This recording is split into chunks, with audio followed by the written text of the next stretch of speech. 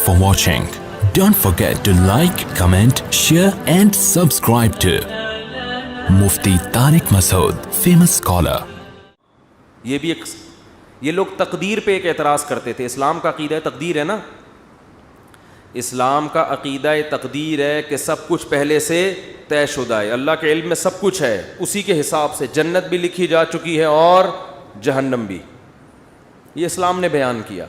ہم اچھی بری تقدیر پر ایمان رکھتے ہیں, ہمارے ایمان کا حصہ ہے, ہمارے ایمان کا جزو ہے.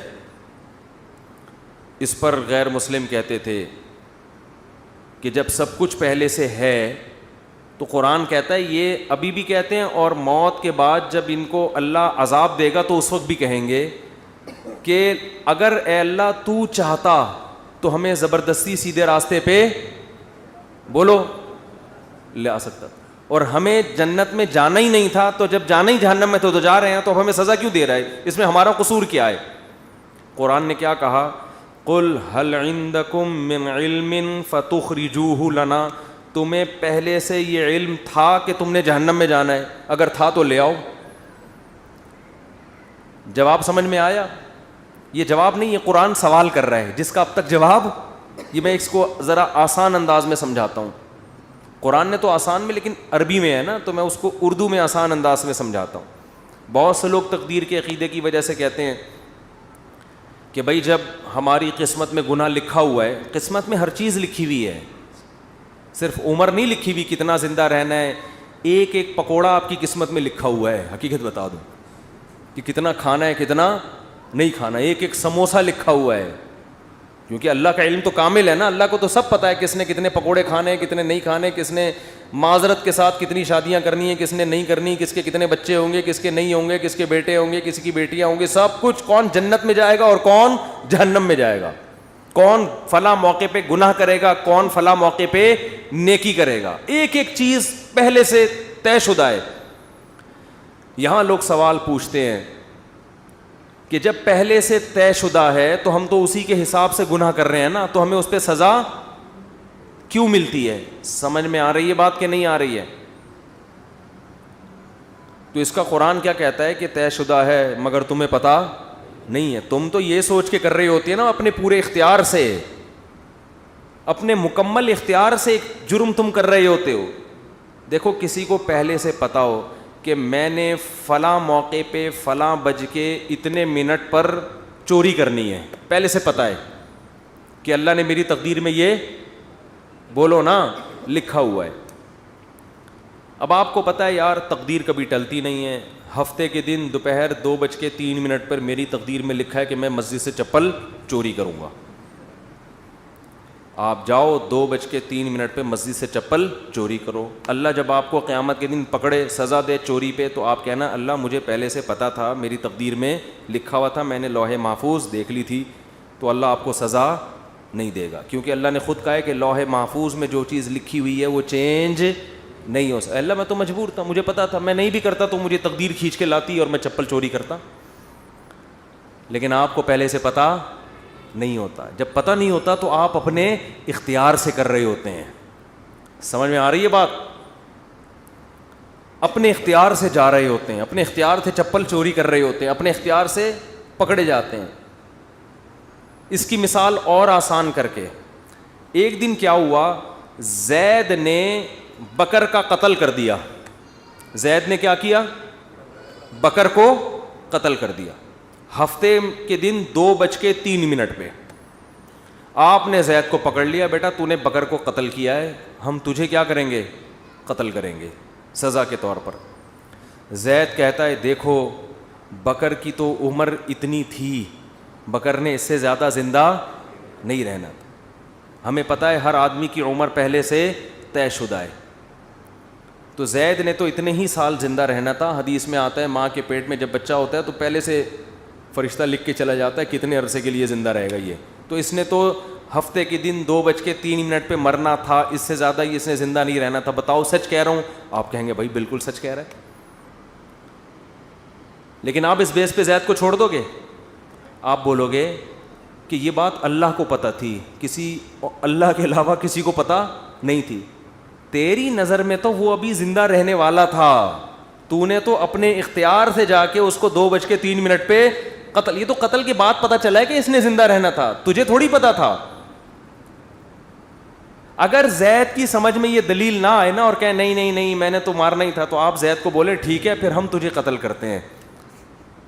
اور جب تیرے وارثین آ کے پوچھیں کہ کیوں مارا, تو ہم کہیں گے اس لیے کہ اس کی عمر اتنی ہی تھی, اس نے اس دن اتنے بج کے اتنے منٹ پہ مرنا ہی تھا.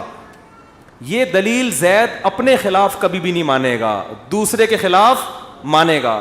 تو اللہ فرماتے ہیں کہ تم جو دلیل اپنے خلاف نہیں مان رہے, دوسرے کے خلاف کیسے مان رہے ہو, اور میرے خلاف کیسے مان رہے ہو؟ کیونکہ جب انسان گناہ کرتا ہے تقدیر میں تو لکھا ہوا ہوتا ہے, مگر لکھنے سے پہلے اس کو نہیں پتا ہوتا کہ یہ لکھا ہوا ہے. کرنے سے پہلے وہ اپنے اختیار سے کر رہا ہوتا ہے, اسی پہ اس کو قیامت کے دن سزا ملے گی. اور جب سزا ملے گی تو وہ کہے گا اللہ تو لکھا ہوا تھا. اللہ کہے گا هل عندکم من علم, پہلے سے پتا تھا کہ لکھا ہوا ہے. اور اگر اب بھی کسی کے سمجھ میں نہ آئے تو پھر ہر چیز لکھی ہوئی ہے نا, صرف گناہ تھوڑی, کھانا پینا بھی لکھا ہوا ہے. صبح ناشتہ چھوڑ دو, آپ صبح کا ناشتہ چھوڑ دو. بیگم پراٹھا بنا کے لائی, چائے بنا کے لائی, نہیں کھاؤ. بیگم لکھا ہوا ہوگا تو حلق میں اترے گا. بیگم کہے گی کم بخت, یہ کھانے کے بعد پتہ چلے گا کہ لکھا ہوا تھا یا نہیں لکھا ہوا تھا, کھانے سے پہلے نہیں پتہ چلے گا. لیکن آپ نے کہا نہیں لکھا ہوا ہوگا تو اڑ کے میرے پیٹ میں جائے گا, اور آپ چلے گئے آفس, دوپہر لنچ کا ٹائم ہو گیا تو پتہ چلے گا کہ آپ کی تقدیر میں پراٹھے لکھے ہوئے نہیں تھے. تو اس بیس پہ تو پھر ہر چیز اسی اصول پہ گزارے نا. دنیا میں پیسے بھی نہیں کمائے کہ لکھے ہوئے ہوں گے تو مل جائیں گے, نہیں لکھے ہوئے ہوں گے تو نہیں ملیں گے. ٹرک آ رہا ہے اس کے سامنے آ کے کھڑا ہو جائے, بھائی تقدیر میں لکھا ہوا ہے کہ اس نے مجھے اسٹیکر بنانا ہے. کراچی میں جو ٹرک ہے نا وہ کچلتے نہیں ہیں, اسٹیکر بناتے ہیں.